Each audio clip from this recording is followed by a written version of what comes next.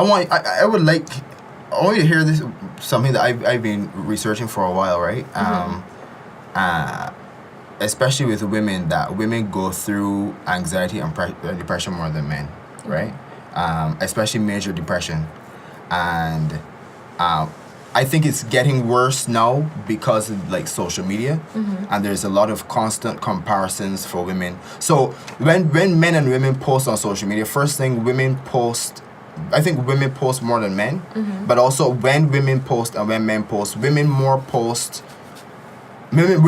use the front facing camera, men more post the back camera, which can also mean women more post about themselves and how they look. Very personal. But men more post what they're doing, right? Or what they have, something like that. And when you put yourself up on this pedestal for ridicule or criticism and stuff and comparisons, I find that to be a lot more like risky, especially when it comes to your own like personal feelings and stuff. So I would like to know like what you can tell women specifically, how to kind of avoid those situations, especially knowing that they're prone to anxiety and depression.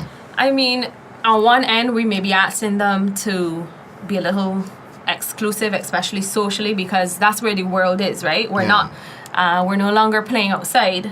You know, our playground is now social media. And so one would be the risk of I don't want to say not being cool because that sounds lame, but not being included socially.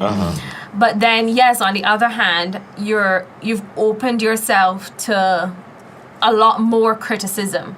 And so the best of both worlds would be to teach women that, although it's going to be hard, that you have to be sure within yourself. And so if somebody says this to you, you know, you have to at least understand that, you know, this is not you. This is something that they're going through. But that's easier said than done. And unfortunately, there's no easy answer. Yeah, that's why I want to ask you, because I have no idea, like, I usually don't... Hold on, you water. And we're back. Water things, right? Right.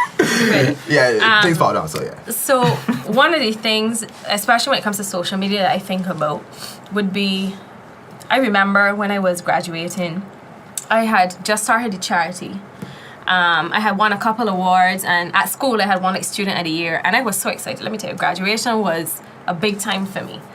And the day after, or the Monday after, a friend of mine was telling me, oh, somebody was saying, you know, how good you did and whatever, but your hair, they're talking about your hair, and I was like devastated. That's one person, right? Yeah. Imagine I post that picture. To the world. Right? Nobody ain't care about what accomplishments happen, anything like that. And then 10 million people. Well, I mean, maybe that's an exaggeration. Even the 5 that comment and say what's happening to your hair and stuff like that. You know, that could be devastating for a teenager. And so, you know, when we talk about mental health and social media, that's a whole different kettle of fish. And all we could do is to teach our males and females, because males get the feelings hurt too. Yeah. You think that like the way that a lot of us put our store and how valuable we are in society by likes, like that affects our mental health too? Yes, of course, because that's how we're validating ourselves. Because if I'm saying that I'm a good person, or you know, the measure of who I am happens to be my likes, and I get 1 like, then, you know, that could do a lot for your self-esteem. A lot of things have to do with perception and how you view yourself. And if you view yourself as a like on Facebook, then, you know, that's a shaky ground. And, you know... Nobody don't use Facebook, but yeah. Well, we get Instagram, whatever. But one solution that I have is you have to counterbalance your...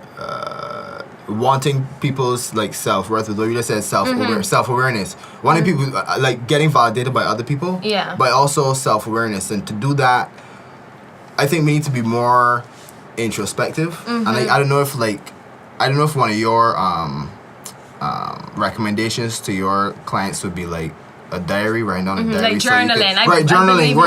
Journaling. So you journal too? Yes. I was going to, but I never started. But I heard I got a lot of advantages. Just Yeah. like write down how your day was or what? Yeah, so sometimes, and it's good for looking back as well. So I would write like what makes me happy, what made me sad, and just general things that made me upset, and then just continue writing. I don't do it every day, but I try to. A friend of mine, I went through something recently, and a friend of mine who studies psychology, coincidentally, was telling me to write down something good about myself every day. Like Yeah. in the morning, I always write down Like an something. affirmation, yeah. Right, and then I put it in a jar. So at the end of September, I'm supposed to read it, but Yeah. So- I ain't That's gonna actually lie, pretty good. it feels like BS every morning. But trust me, at the end of the year, whenever you're opening it, if your self-esteem, imagine your self-esteem is based on what you're saying to yourself, those affirmations. Some like on Facebook or Instagram or whatever can't touch you. And so that's the idea. We can't be hungry for what other people say. We have to know within ourselves that I'm okay. I mean, it sounds kind of corny too, but I'm enough. Yeah, I get it. Oh, And that's that's so sweet important. though. Yeah, I get it.